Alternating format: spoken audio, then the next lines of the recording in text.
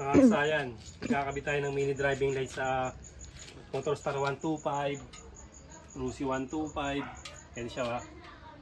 Macho 175, pwede siya ba? May mga tornilyo sa gilid, dito natin siya nilagay. So yung forma natin. Ang ginamit natin dito, yung sa busina.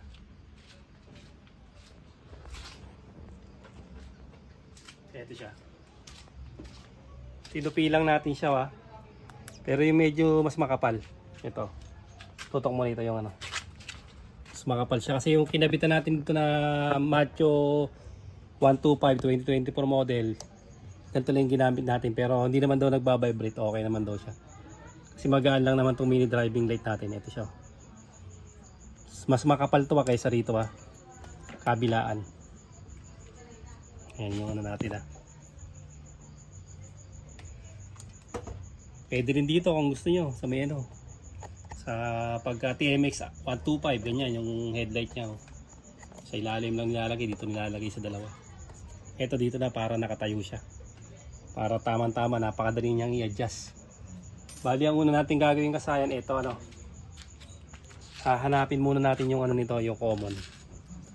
Yung common ng ating 3-way switch. Kasi ito yung importante para gumana yung ano. Dalawa rito yung high and low, isa yung common. Pinaka-importante gantong-ganto yung kakabit natin. Walang relay ito Kung gusto niyo naman lagyan ng relay, may video na tayo dyan kung paano maglagay ng relay sa busina at sa ano sa mini driving light. Halos pares lang. Siya saya na ganito gagawin natin Punta lang tayo sa ano sa may positive.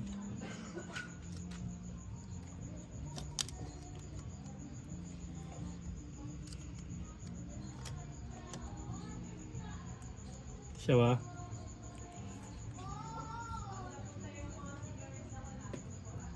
Testing natin sa black. Tapos lagay natin sa body ground. Tapos testing natin. Pag pinindot natin dapat magkakaroon yan. Okay. Tapos pag dilipat natin sa high dapat magkakaroon din. Okay, ibig sabihin ng common yung kulay black. So na siya kasayan, dahil nahanap na natin yung common, ito nga kulay black, ito yung ilalagay natin sa ating accessory wire. Yung accessory wire natin, bubukas lang siya pagka naka-open yung ano. Ito yung solid black Yan siya. Solid black. Ito. Yan yung ating accessory wire. Mag-o-open lang yan pagka yung nakabukas yung susian. Kasi pag sa red natin siya nailagay, pag in-open nyo yung switch, bukas na kaagad siya. Siya yung black. Ito yung common, yung kulay black. Talagay natin sa accessory wire.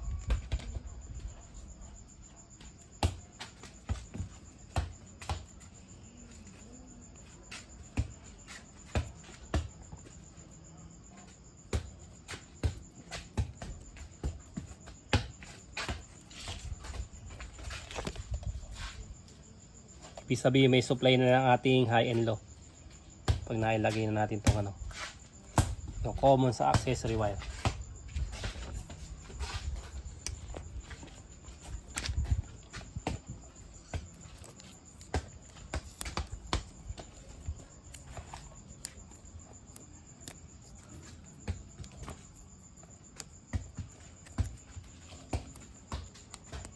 Pestro natin yung ating main driving light. Ito siya papalusutin natin dito. Kasi dito pupunta yan. Papasok natin sa loob to para hindi siya nakakalat.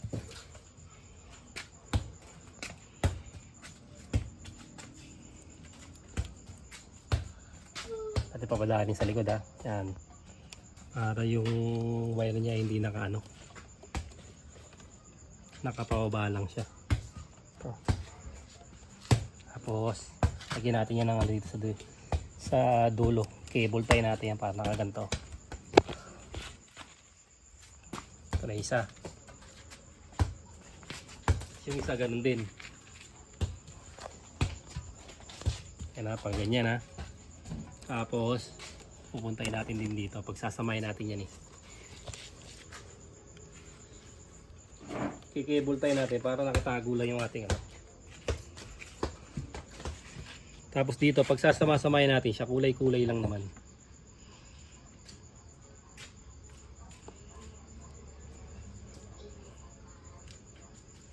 Habaan nyo kasi ito napakanipis lang ito, madulas pa yung wire nito. Yung red dito, yun ang low.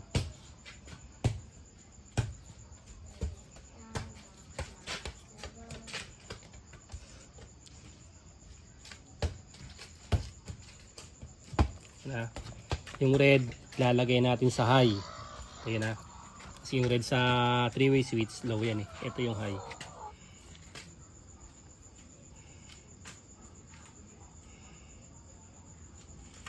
Ihuli nyo yung ano para hindi siya mag-grounded Ihuli nyo yung ground.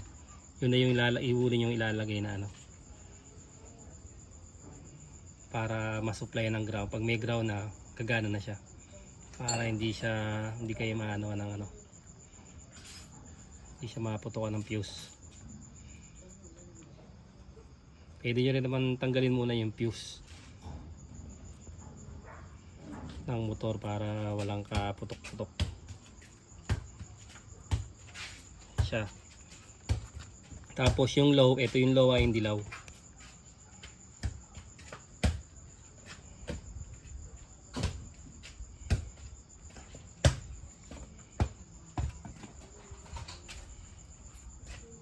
Yung low, yun naman ang ating red.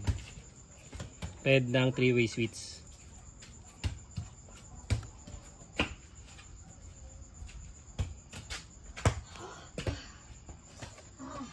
Bahan nyo lang yan kasi napakanipis ng wire na yan. Ang ground nito ay solid green. Pero kuha tayo ng ground sa body ground lang.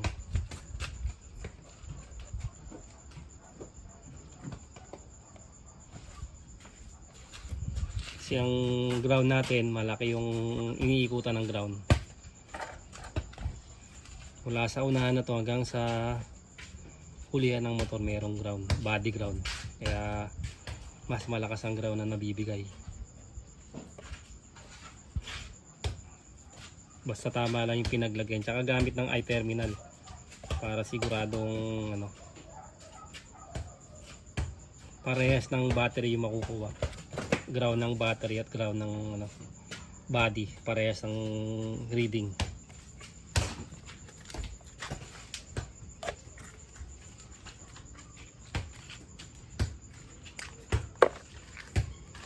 Ayan, muna natin yan para hindi tayo magagrounding.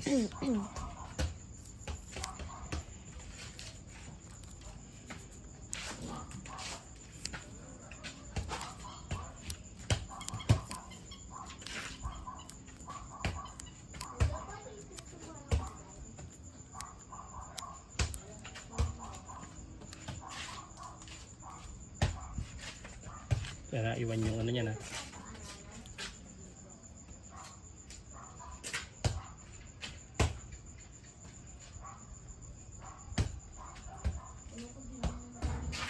Surbulin nyo lang kasaya para hindi siya magpapawala-wala yung inyong mini driving light.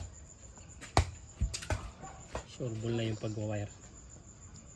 Kasi yung iba nakikita ko napakaigsi mang ginagamit na wire kaya konting umipit lang siya napuputol na kagad yung ano, yung wire o nahihila. Napakaliit ng pinapakapit. Kaya pansinin nyo napakanipis.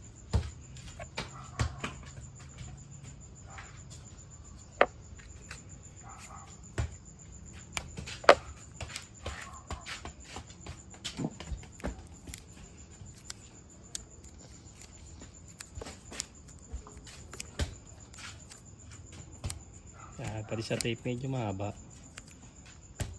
para siguradong kahit mahatak siya hindi kagad ano yan, bibigay. Kasi itong mga wiring nito maliit lang kasi ito na siya. Ito naman ilalagay natin sa ground. Saan tayo kukuha ng ground? Ito, body ground tayo kukuha. Solid green ng wire o sa body ground na check-in lang natin.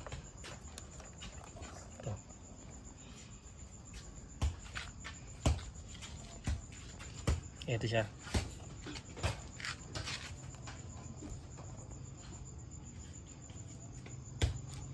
Ganito pagkuha ng reading sa body ground. Kaya kung magdi-DIY kayo, gamit lang kayo ng test light. Ito yung kagaya ng ginawa natin sa video natin ha. Ito, yung binlog natin na test light. Paano magkaroon ng test light at paano gumawa. Ito, online lang siya para ano. Ito yung ano niya ba? Ayan. Ito yung reading ng battery. 12.8. Kailangan ganun din ang reading sa ano. Ito siya ba? Sa paglalagyan natin.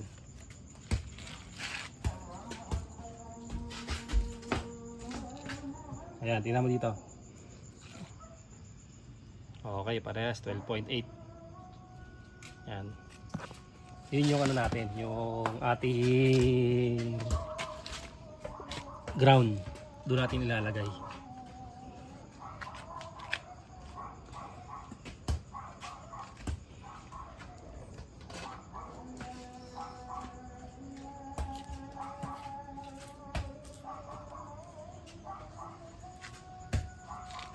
Dito kasi gagamit tayo ng ano natin kung kaya-kaya ba. Ayun, pwede naman. Pag hindi, pwede tayo magduktong ng wire. Kung hindi siya mayaan ng maayos.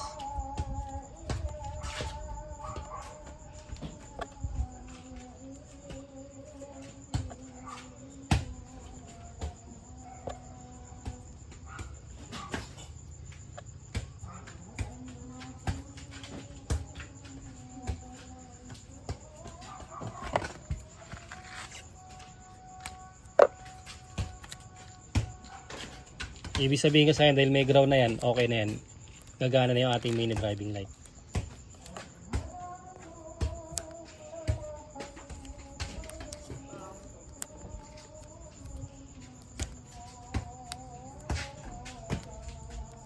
Sa akin, pag nailagay nyo na yan dito, silyado nyo yan. Isil nyo to. Yung mga maninipis na yan, oh. Titapan nyo yan dyan ha. Tapan nyo siya na ano, sarado. Pangitin mo rin natin para hindi ano. Sinasarado natin yan kasi maninipis lang yan eh.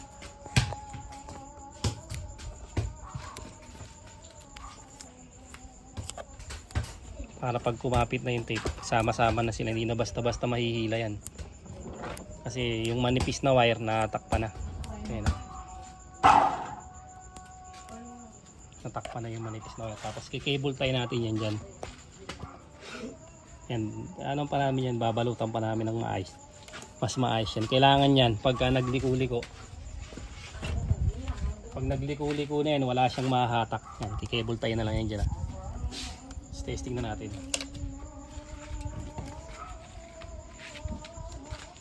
Ayan yung sa kaya. Yung low, tapos yung high. Taas, baba nyo lang siya pag mataas.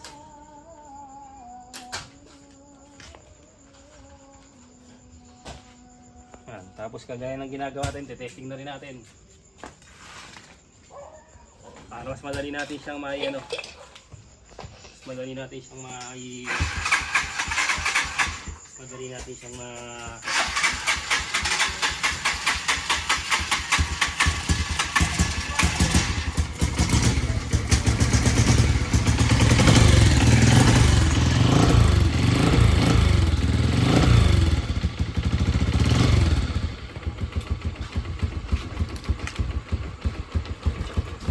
kuha natin ito para mas maganda yung kuha ko ito.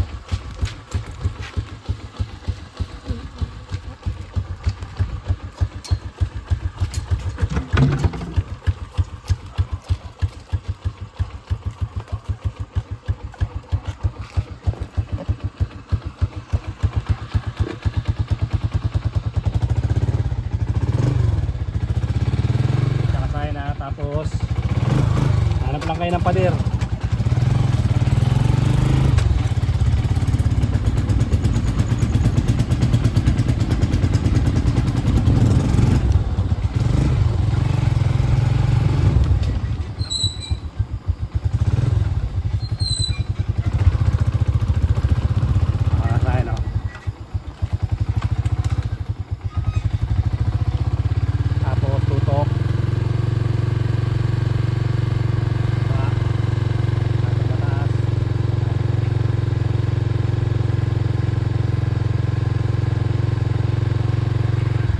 high natin, ayun yung high natin.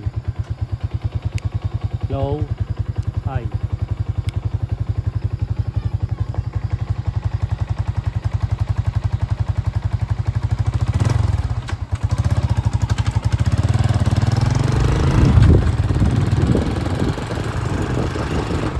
Titingnan natin sa pader. Yung rating niya kasi pag tumatakbo na tayo ha. Bukas yung ating driving light. Bukas tayo part time.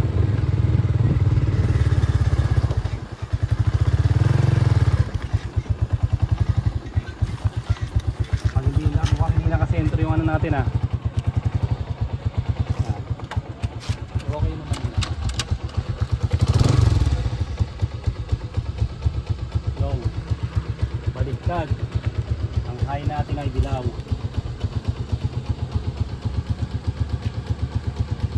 Ang low natin pala ay white.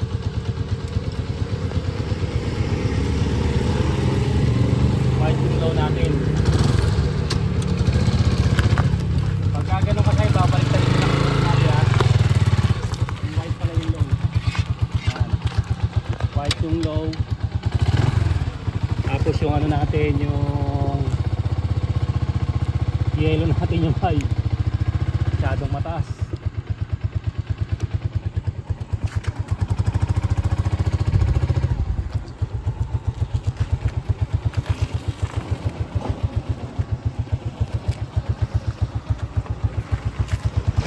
Ayan na, masyadong mataas ha.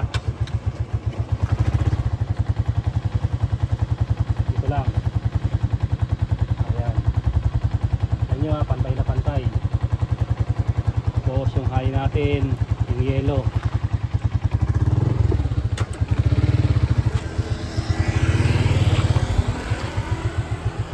High natin yung yellow.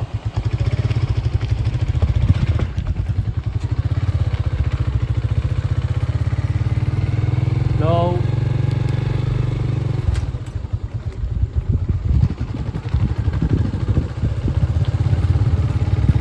High. Bali kasi pag pinagpalitan niyo yung MTL, magiging high yung ano, yung white.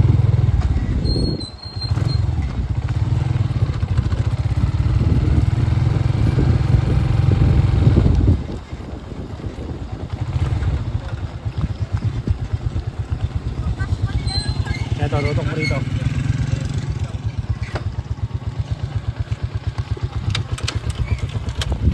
Ito siya kasaya na ibabaliktad nyo lang to. Ito yung tornilyo 1, ibabaliktad nyo lang to. Pag ibaliktad nyo ganun para yung white maging high. Pag agos yung high. Kasi ang naging ano yan, yung ano, yung yellow ang kanyang naging ano. Ayun o, yellow. Yellow yung high. Low yung white, yellow yung high. Ganun lang kasaya na yung pagkakabit ng ano ng mini driving light. Kahit sa ano to, kahit anong motor, pwede na walang delay. Hanggang dito lang mga kasayan. Salamat.